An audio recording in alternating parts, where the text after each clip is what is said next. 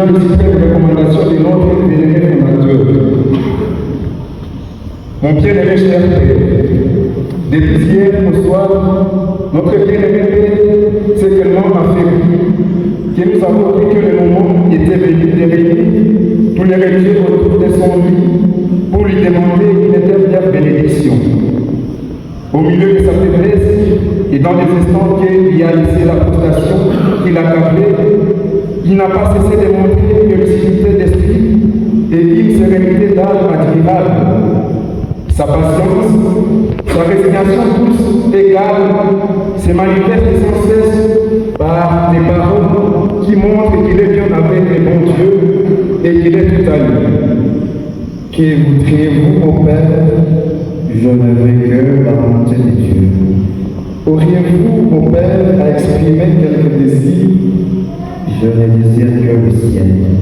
Aujourd'hui, à 1h30 de l'après-midi, tous les religieux étant réunis dans une salle voisine de sa chambre, je m'approchai de son lit et lui dis: Mon Père, les religieux désiraient vous voir en instant. Ils sont tous réunis. Peut-on les faire entrer? Oui, mon amour. Faites-les venir dans un instant.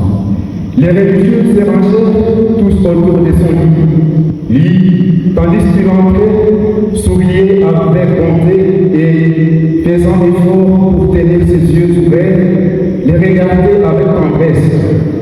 Les pères Hippolyte et les pères Picard, les pères Laurent et moi, nous nous tenions des deux côtés du lit.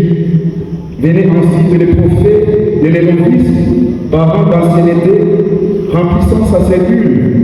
Après un instant de silence, le père, refermant les yeux et ayant les bras étendus sur son lit, d'une voix émue et affaiblie, que nous attendions à peine, mais avec une grande lenteur et un grand calme. Mes chers frères, vous savez qu'après Dieu et la Sainte Vierge, vous êtes ce que j'aime le plus aimé au monde. Après un moment de silence, il réplit en accentuant lentement chacune de ses paroles. Nous allons nous quitter. Soumission à la volonté de Dieu.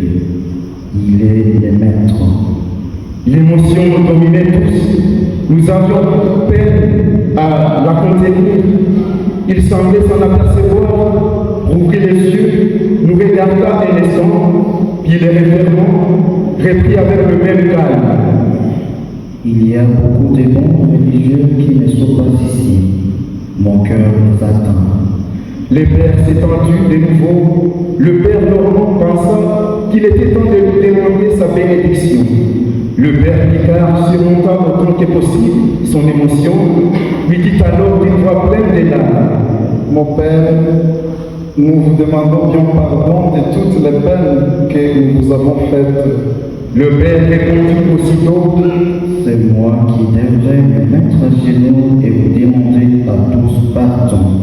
Oh mon père, dit le père Picard, votre bénédiction. Aussitôt, nous tombâmes tous à genoux, en proie à une émotion que nous ne pouvions plus retenir.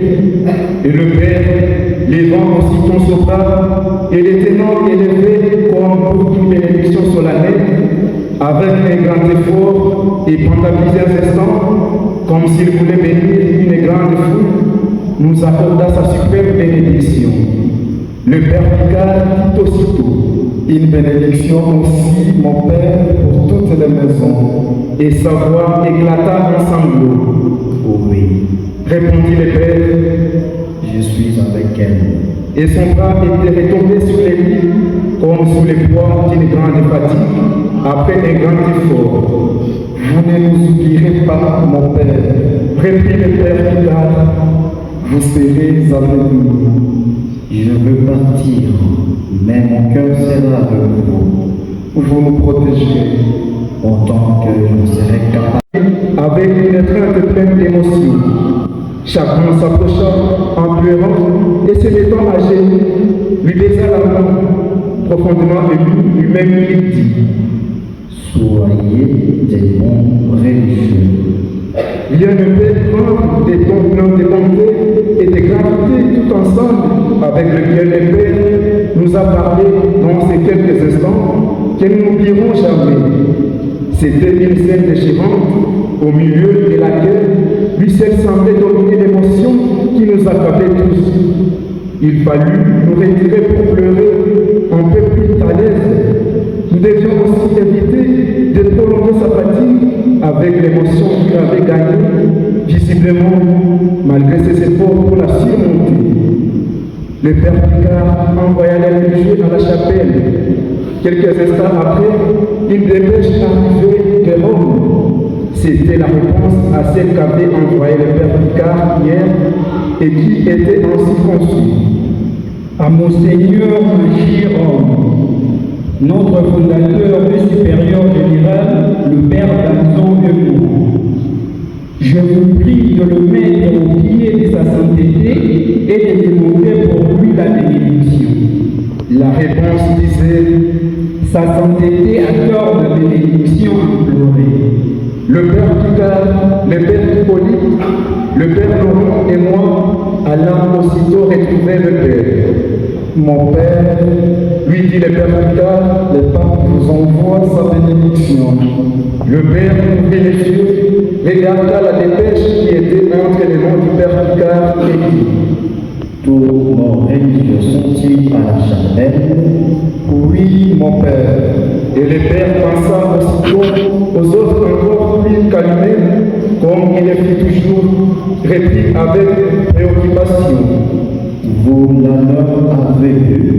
Non, mon père, j'ai tenu à vous la communiquer à vous le premier envers tout le monde. Merci, vous la leur direz. Oui, mon père. Et le père Picard, faisant les signes de la bénédiction, le père fit lentement et de lui-même un grand signe de croix.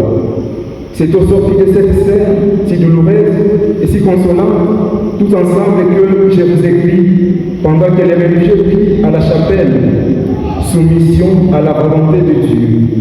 Il est le maître. Son cœur nous attend tous et sera avec nous. Prions. Bien en vous de tout notre cœur en Jésus-Christ et avec lui. Merci.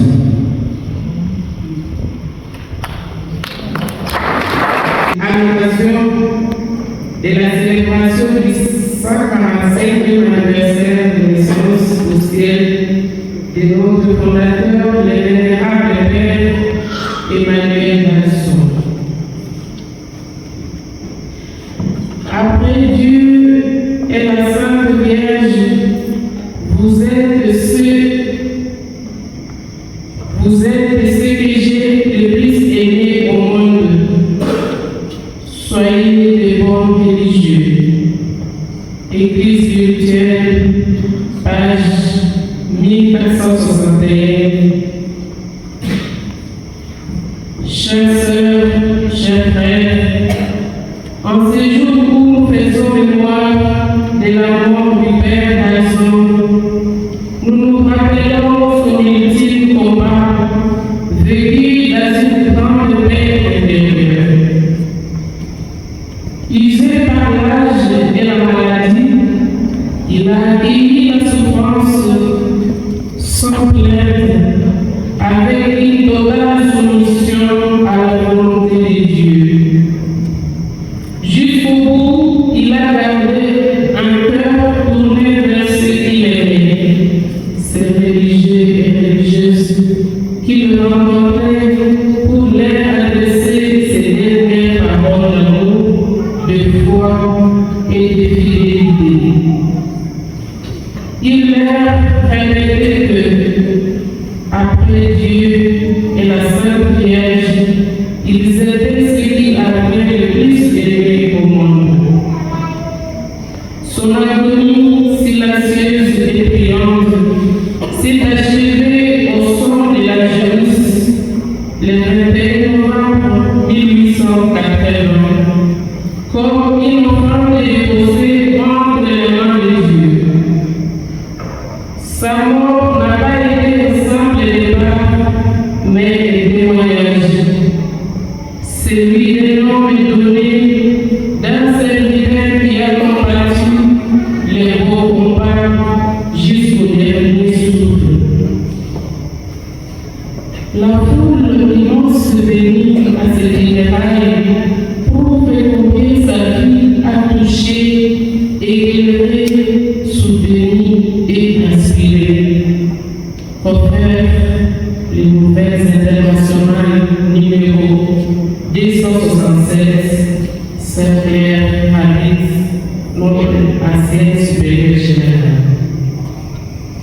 À la fin de sa vie, en 1881, l'impératrice, notre fondateur, traverse une période douloureuse marquée par un climat politique très défavorable à l'Église et aux congrégations religieuses en France. Sentant sa mort approcher, il multiplie les retraites spirituelles pour se préparer intérieurement.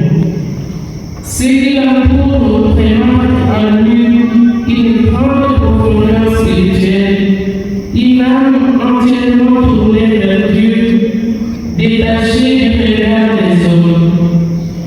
Son vieillissement rapide, sa souffrance et le défi de face à l'avenir des religieux transparaissent dans son attitude et sur son visage, déjà marqué par la fatigue morale et physique.